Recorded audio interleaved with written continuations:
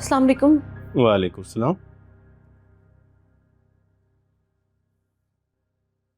शुक्र है मलिक साहब आप आ गए। मुझे आपसे कुछ बात करनी है। करें। बाबर को जेल गए हुए इतना वक्त गुजर गया, आपको उसकी याद नहीं आती? आती। आप समझ नहीं रहे। मेरा भाई है वो, मेरे जिगर का टुकड़ा है वो।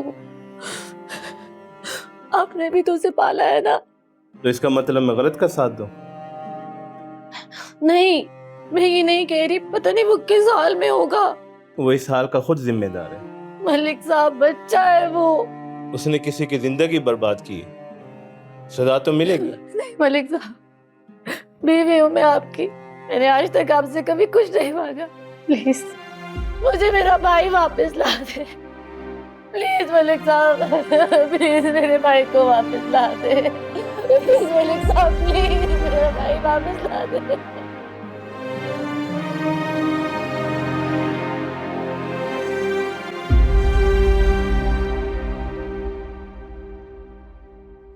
एनी, एक मिनट बात हो सकती है? हाँ आओ।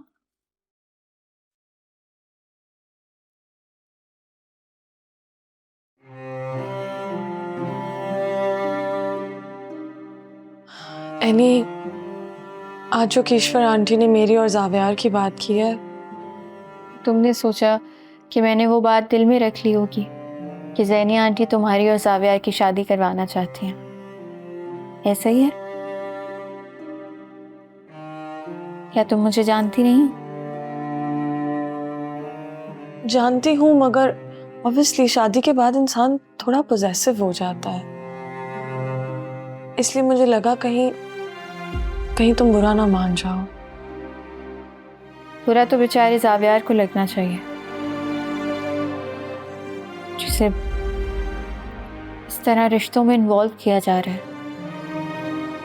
बाकी ज़ैनी आंटी और पप्पू की इंटेंशंस का तो मुझे बहुत पहले से पता है।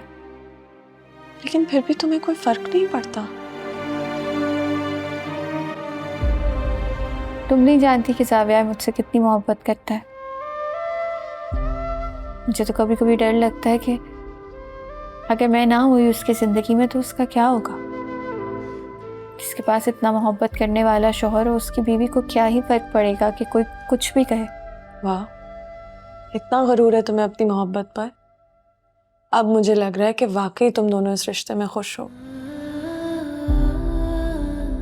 छोड़ दो उसे, दूर चली जाओ उससे, इतना दूर कि वो तुम्हें ढूंढ ना सके, तुम्हें देख ना सके। कहाँ खो गई हो लड़की? ध्यान दो थोड़ा। कहीं नहीं। बताओ, मेरी भाभी के घर का क्या हुआ? कुछ थोड़ी बहुत चीजें नॉर्मल हो गई। क्या बताऊं?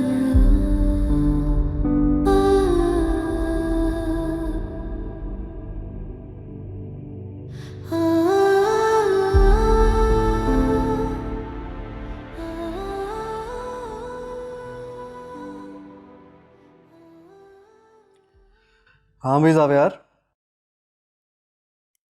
How are you feeling now? तैयार हो? बहुत सारा काम पेंडिंग है जो करना है तुमने। यार dad I am feeling good, लेकिन आप तो मुझे अभी से डरा रहे हैं। नहीं यार, मजाक कर रहा हूँ। आदिल ने सारा तुम्हारा काम करती है, बस ऑफिस आके एक दफ़ा सबको गो थ्रू कर लेना, फिर आगे बढ़ जाना। क्या बात है यार, तुम तो छुपे रुस्तम निकले। थैंक्स बड़ी।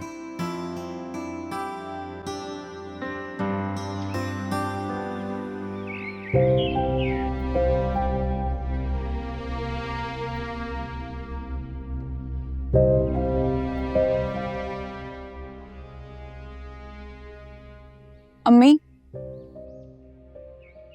शुक्र है मेरी बेटी आ गई, मुझे पता था तुम जरूर आओगी। अब बेटी जल्दी से जरा दरवाजा खोलो। आप जब वॉशरूम में थी तो मैंने आपका नाश्ता रख लिया था, कर लें। वाह बेटा, तुम्हें अपनी माँ पर इतना भरोसा भी नहीं है कि दरवाजा खोल के मुझे हाथ पे नाश्ता पकड़ा देती। मतलब छुप के रखने की क्या जरूरत थी? ले जाओ इसे, नहीं खाना मुझे। अम्मी मैं दरवाजा नहीं खोल सकती, अब्बू ने सख्ती से मना किया है। मैं तुम्हें कह रही हूँ दरवाजा खोल दो, वरना मुझसे बुरा कोई नहीं होगा। ये घर मेरा है। तो बाप बेटी को मैंने 1 मिनट में ना निकाला ना, तो मेरा नाम है किश्वर नहीं। दरवाजा खोलो। अम्मी आप क्यों है ऐसी, क्यों कर रही है इतना बुरा? वाह, कैद मुझे कर रखा है और बुरा मैं कर रही हूँ। अपने बाप को कुछ नहीं कहोगी जो थानेदार बना फिर रहा है? अम्मी आपने सब बर्बाद कर दिया, मैं आदिल से नजरें भी नहीं मिला पा रही हूँ। तो मिलाने की जरूरत भी नहीं है। तुम्हें क्या लगता है ये सब करने के बाद मैं तुम्हें आदिल का नाम भी लेने दूंगी? प्यार करती हूँ मैं आदिल से, अगर आपने मेरे से जबरदस्ती करने की कोशिश की तो मर जाऊंगी मैं। अच्छा, अब माँ को ब्लैकमेल करोगी? जिस घर की बहू बनने के तुम ख्वाब देख रही हो ना, उस ख्वाब को मैं जला के राख कर दूंगी। इसलिए मैं कह रही हूँ मेरी बात मान लो, उसका ख्याल अपने दिल से निकाल दो। मैं आपको कभी माफ नहीं करूंगी अम्मी, कभी नहीं। निदा, आपने खुद आने की जहमत क्यों की?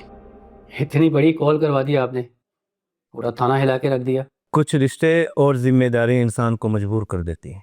लेकिन केस दूसरी पार्टी ने भी स्ट्रॉन्ग किया था, आपके बच्चे ने भी गलत किए, तो सजा भी तो काट रहा है। लेकिन मलिक साहब, मैंने आपकी एक कॉल पर स्पेशल कोर्ट से आपकी बेल के पेपर तैयार करवाए। रिश्वत दोनों साइडों पे था, लेकिन आप आईजी साहब के अजीज निकले। लेकिन कानून का तराजू आपकी तरफ झुक गया। आप खावर को बुलवा दो। हवालदार सब बच्चे को लेके आओ।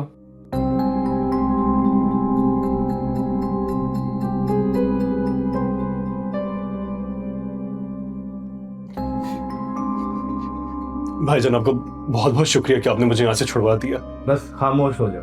चल चल। लेकिन मलिक साहब, एक बात कहूँ, इस बच्चे को आपके अलावा यहाँ से कोई लेके नहीं जा सकता था। बस डीएसपी साहब हमें इजाज़त दीजिए। आइए मैं आपको बात तक छोड़ दूँ। नहीं कोई बात नहीं, खुद चले जाएंगे। शुक्रिया।